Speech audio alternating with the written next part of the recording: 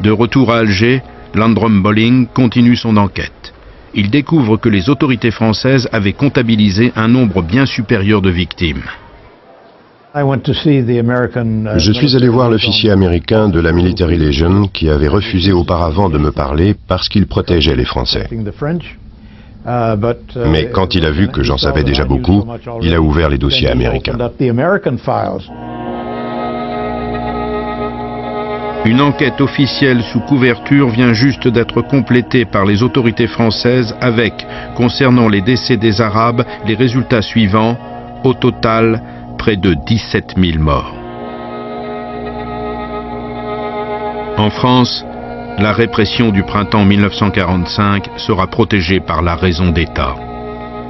Les Anglais et les Américains extérieurs aux événements n'alerteront pas pour autant l'opinion publique sur l'étendue de la répression. Le New York Times, par exemple, ne s'est jamais servi de ce que j'avais écrit. Et voilà comment tout ce massacre a été transformé en une série sans intérêt d'émeutes dues au manque de nourriture. Je me suis alors rendu compte pour la première fois de la facilité avec laquelle les autorités gouvernementales peuvent manipuler les médias lorsqu'elles veulent dissimuler la vérité.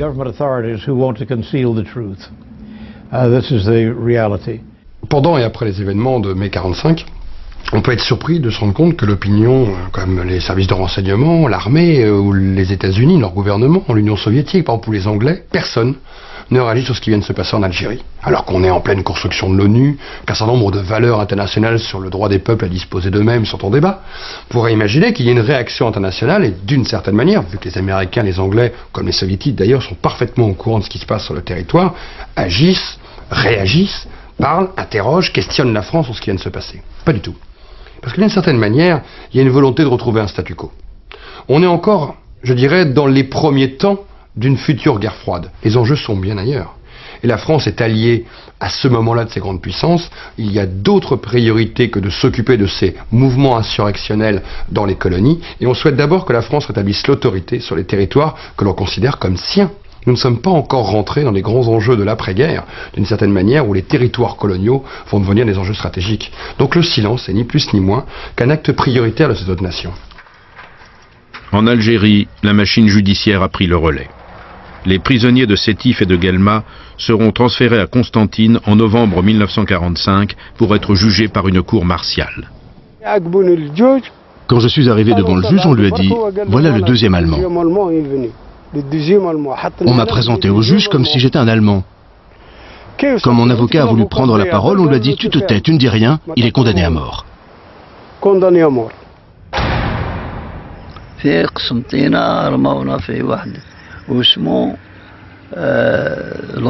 À Constantine, nous étions nombreux à passer devant le juge. Certains ont été condamnés à mort, d'autres ont pris 10 ou 20 ans de prison. Nous, les condamnés à mort, on a été isolés des autres prisonniers, puis on a été emmenés à la prison. Nous avons retrouvé beaucoup de gens que l'on connaissait, eux aussi condamnés à mort. C'était plein à craquer.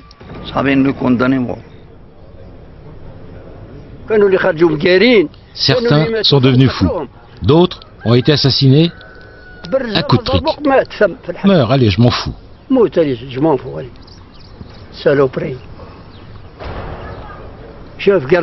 Le gardien-chef, il nous disait, saloperie, c'est Alger qui commande Constantine. Nous allons vous tuer et nous vous tuerons un par un.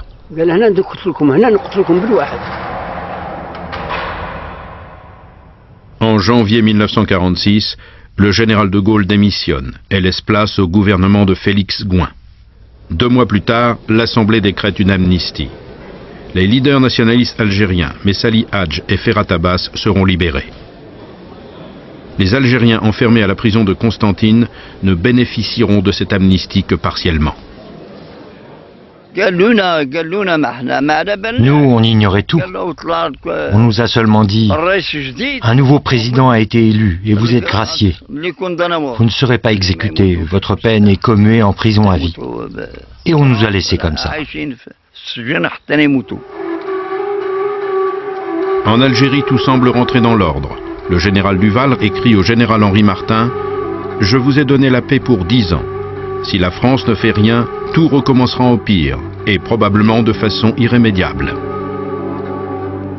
Je pense qu'en 1945, ça a été le début. Parce qu'après, c'était fini. Là. Il n'y avait plus de confiance, il n'y avait plus rien. C'est là que ça a commencé, et puis certainement. Et puis ça a commencé à s'envenimer. Tout est parti de là, je suis sûr. Si la paix semble rétablie, la déchirure entre les deux communautés est irréparable. Suite à la répression du printemps 1945, les Algériens rejoindront massivement les partis nationalistes. Avec une certitude, ils savent maintenant que l'indépendance ne pourra se conquérir que par la lutte armée.